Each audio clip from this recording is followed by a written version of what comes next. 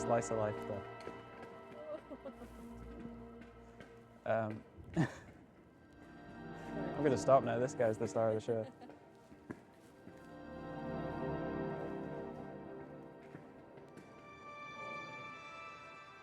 Very loud ball, eh?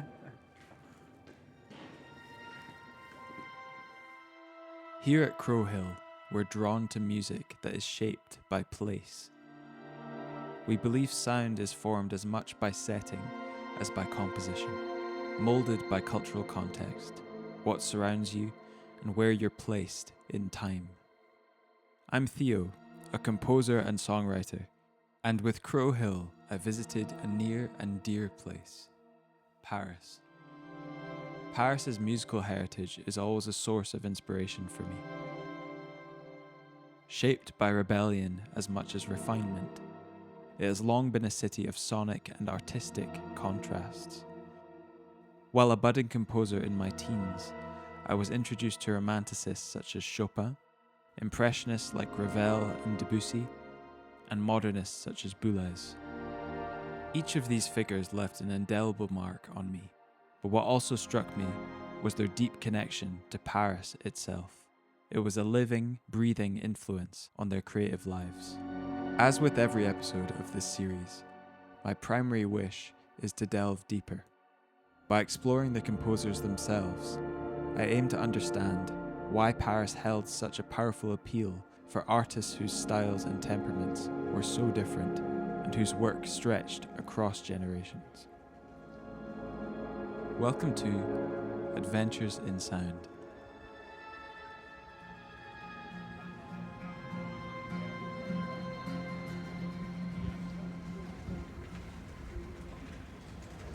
We began our journey on the hilltop neighbourhood of Montmartre to explore one of Paris's most whimsical yet broadly influential figures.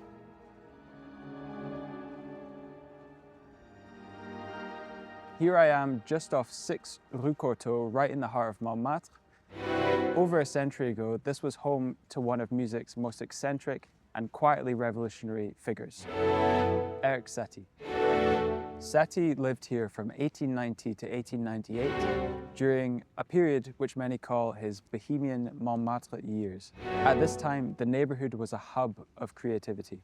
Loads of artists, poets, and cabaret performers flocked here for the cheap rent and to immerse themselves in the cultural scene. Satie fit right in. In fact, he worked just up the hill at the Chat Noir Cabaret, where he played piano and mingled with symbolist poets. But Satie was never quite like anyone else.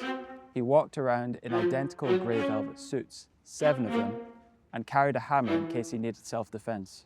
He referred to himself as a gymnopédiste, which is a term he essentially invented.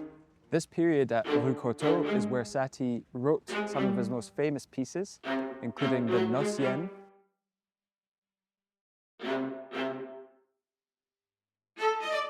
and the Gymnopédie.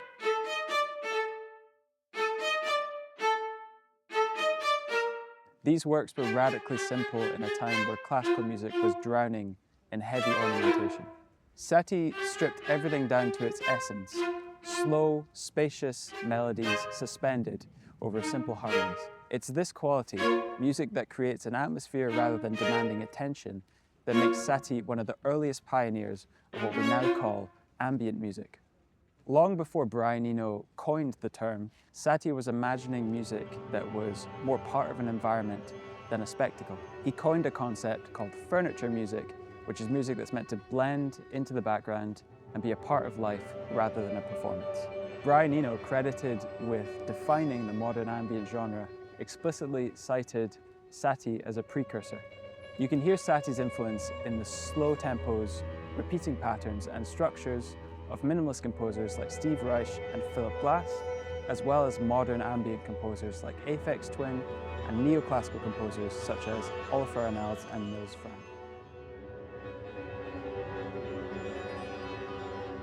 With Satie being the forefather of ambient music, it's only fitting that we explore the contemporary influence he had.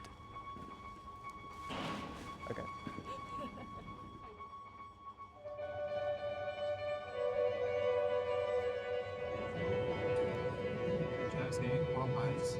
in Paris. All the pastry shops in the world, and he's in a fucking...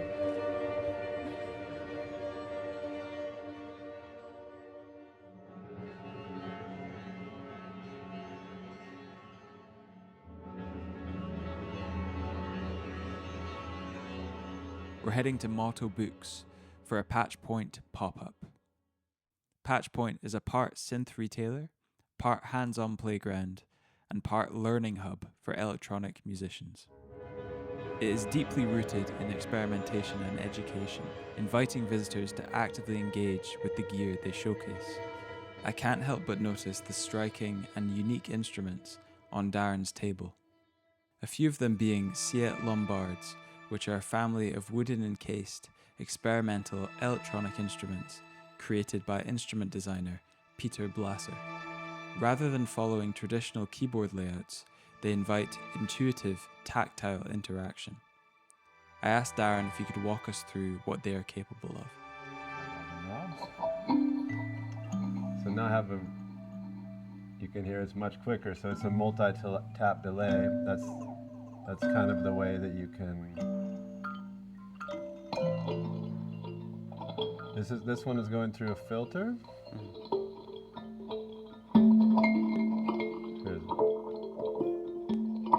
Which you can modulate, and you can do a lot of things.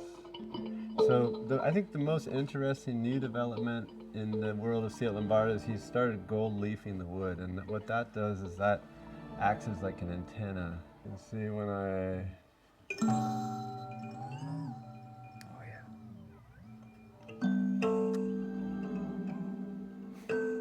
you have this, he added these basically added these gestural controllers to the instrument, which is super nice. And you can do those, like a very simple thing I really like to do is just put it into the reverse. So that way you play, let's do it faster so we're on multi-tap. So we're on delay. Huh?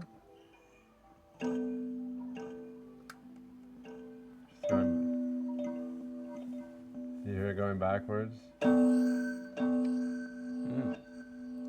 Wow. So it's like a fun way to control the parameters. It's also very smooth. Funny thing I didn't like about it right away was I didn't not like it, but it's funny, like when you push the button, you're always infecting the controllers, so you kind of got to work those into your So it loops when you press the button? Yeah, so when these orange lights are on, that means that it's saving it, freezing it forever. Right. And then you can crank the volume or lower the volume like a mixer. And then that's a good point to go through and show. So basically you have like VCAs on the effects and you have VCAs on the input. So if I grabbed a cable, I could take a VCA. The center section is kind of it's 5 oscillators and they can be linked together. So here, I'll just use it as a basic kind of tremolo effect. Yeah. And they're inverted, and it's hard to hear when you're just changing between each other. But if you took, for example, like sound on the other side, or let's freeze anything.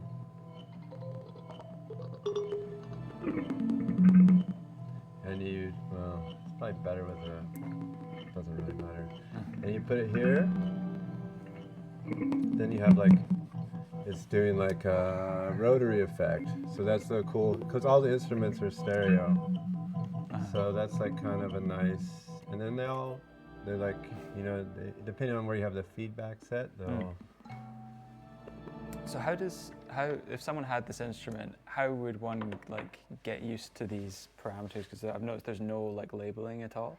Is it just a kind of trial and error thing, and you find stuff I think that's that's cool? kind of the concept. I mean, there's a lot of community where they're defining the instruments, and he literally tries to explain them the best he can. You know, it's not like an esoteric thing. He's just really trying to explain the instruments the best he can. Yeah. And it's really just outside of the box of normal instruments, you know, and so there are manuals, and he tells you like what each thing does.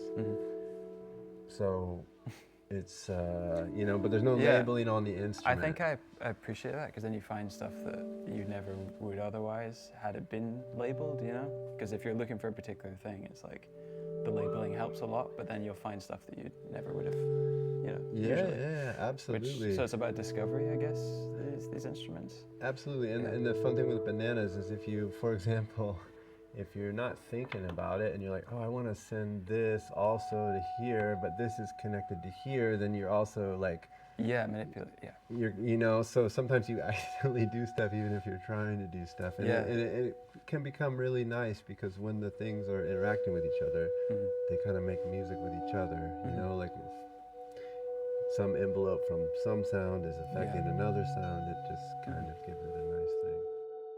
Keen to find out more, I want to sit down with Darren to understand Patch Point as an entity and his connection to Paris itself. Why Paris is my question, I guess. Why would you pick I here? fly over a lot, and I always see it from the airplane. I've never been here, and I was here for that show in June. I'd never been here before, and it just seems they have a particular like way of looking at and finishing things. Like I never thought it was a city for architecture or buildings, but the buildings are built really well here. People have taste Yeah. in a way, I think. So it seemed, and the bookstore, Yeah. it seemed like something I wanted, you know, Yeah. someplace I wanted to experience for a bit. So you're getting quite a lot of footfall in here, and people are interested in. Yeah, in I would Patch say Point? not like tons, but the people who come are super excited to finally be able to, you know, try the instruments. And the funny thing about Paris is like a lot of people contacted us and they work. You know, Yeah. in Berlin, it's like, in Berlin, people are like coming at whatever hour, Lisbon too, because there's a lot of tourists. But here, people are like, oh yeah, can I come in my lunch break? You Right. know, Yeah. and, or I'm coming after work. So Yeah. so only people that have passed through during the day or not on the weekend are people that were passing through. Right. So Oh, like us. I guess. yeah. What struck me was how intentionally open Darren seemed to keep the space. Rather than presenting the instruments as precious objects, Patch Point encouraged me and attendees to touch, test, and play with these remarkable instruments. I was gonna ask about this thing. So it's Very cute. I love the bend. Yeah, that boring. Yeah. Thanks to Patch Point and Motto Books for their hospitality. Now we're headed to the first arrondissement to unravel a pretty elusive and introspective character, Claude Debussy. Taking route by the Musée de l'Orangerie,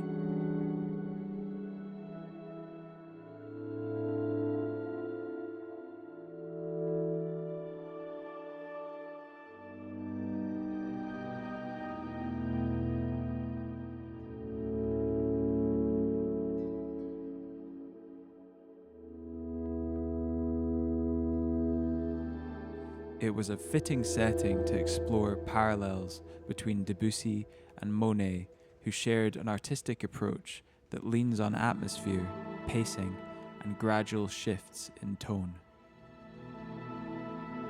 We're outside the Musée de l'Orangerie, which is home to Monet's vast, immersive water lilies.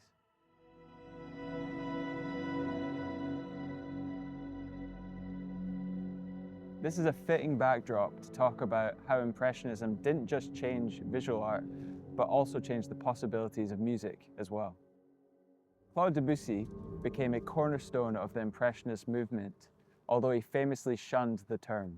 While Impressionist painters like Monet and Renoir were dissolving forms into a shimmering light, Debussy was doing the same with his music.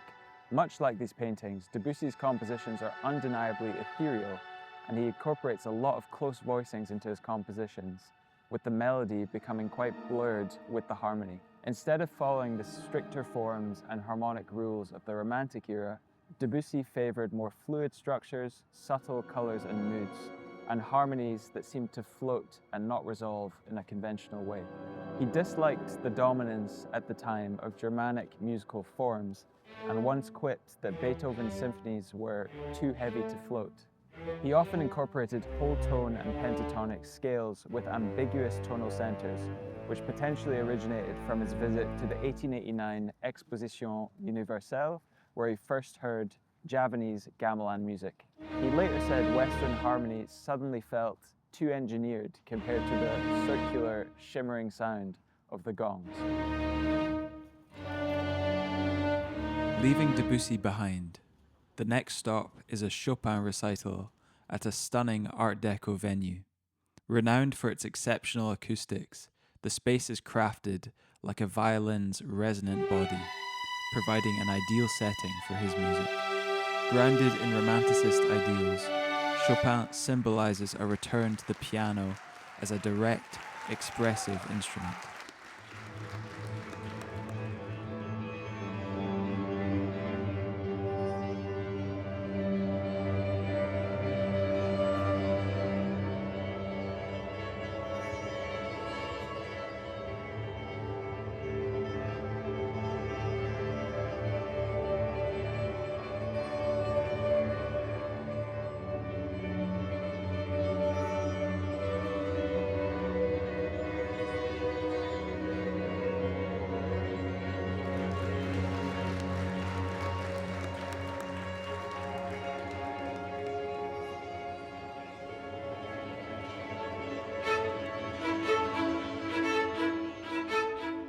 Leaving behind the intimacy of the Chopin recital, we're setting off to the Philharmonie de Paris, a space where modern design meets acoustic perfection.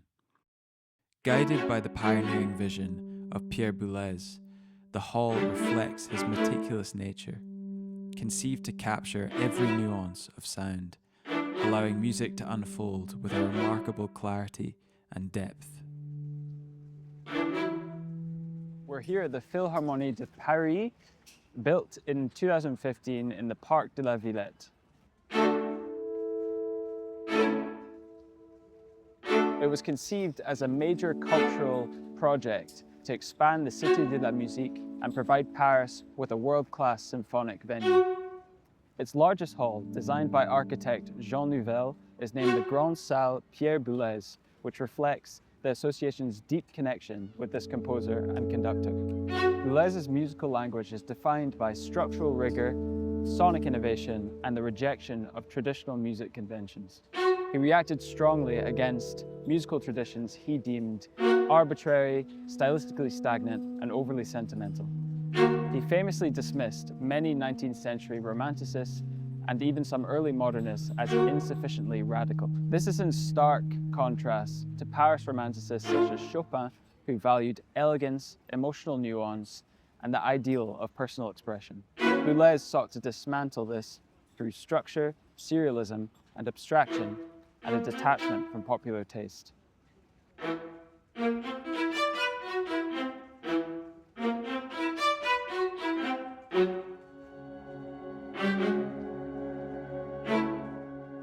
From Satie's quietude to Debussy's ethereal forms, Chopin's intimate romanticism to Boulez's architectural precision, Paris reveals itself as a city that thrives on contrast. It has shown me that a city and a creative life is richest when it embraces these polarities. It's got a flashbang of wisdom. Don't get dabbled. Alright. 3, 2. Ah! And that music does not thrive in perfect isolation, but through the embracing or subverting of attitudes that came before you. I've been to Paris many times, but never with this kind of focus. Experiencing the city through its eclectic musical figures and musical spaces gave familiar places a new depth, and it ended up meaning more to me than I expected.